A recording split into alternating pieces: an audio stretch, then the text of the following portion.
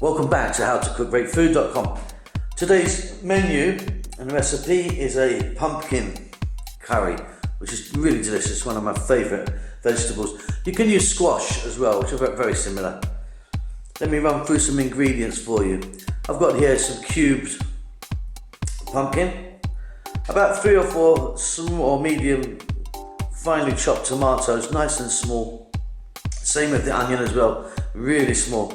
Some fresh curry leaves, garlic ginger paste there, some fresh chilies, the big 4 equal parts of coriander, cumin, chili and turmeric or howdy.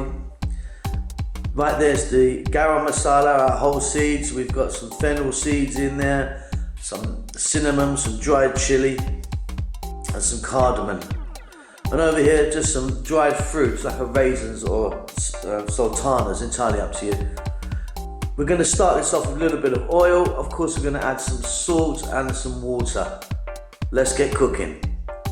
So as you can see, I've got my pan here with some oil in it, just a touch of oil, not too much.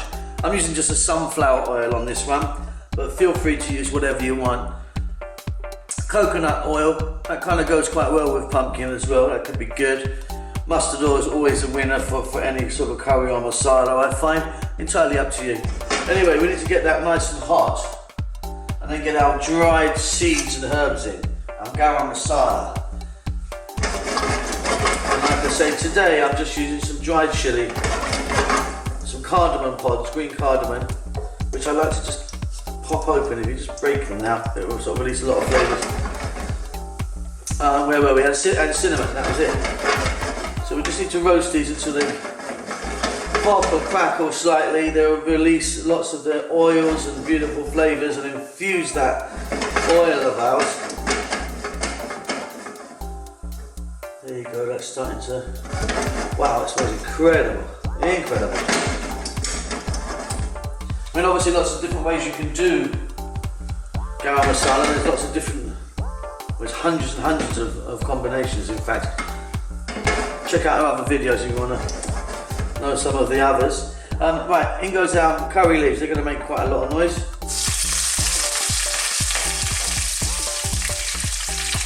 And there goes our powders. Just get the balance of that off.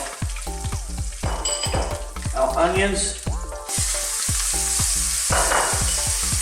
Our garlic and ginger paste and our chilies. I'm using fresh curry leaves. I'm lucky enough to have them sort of available to me. If you can't get them, you can get dried ones. Not quite the same, but they'll do the job. Look at that, that's absolutely wonderful already.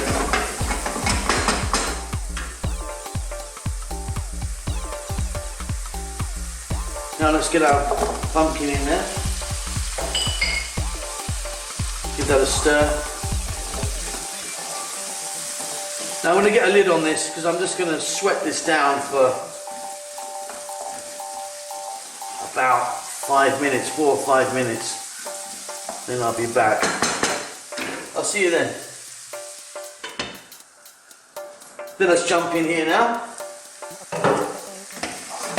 Fantastic. Still quite hard, this pumpkin, but it's certainly got a head start.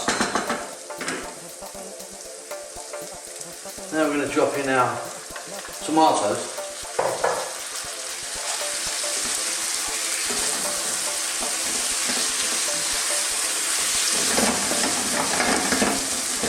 And again, the tomatoes and the onions are really finely chopped to give it a kind of nice smooth masala sauce.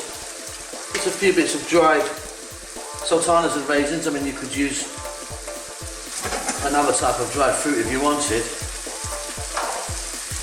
Just gives it a little sweetness. And then we're going to just drop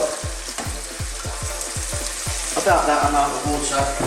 You're not covering it, but it's just got a little touch in. Great. Probably a good time to get a bit of salt in there. Obviously to your own taste. entirely up to you.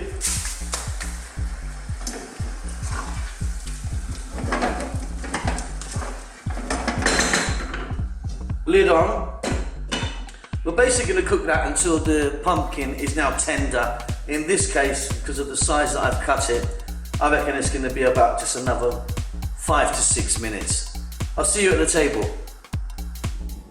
So there you go, that's a fantastic, in my opinion, pumpkin curry. Completely vegan, of course. The cinnamon really comes out in that, those cardamoms are beautiful. The sweetness of the pumpkin itself is just delicious. The masala's lovely. The way that we cut those tomatoes and onions so small, it made a big difference, that did. So make the effort on that one. Hope you enjoy it, and we'll see you again next time on how to cook great food. Take care.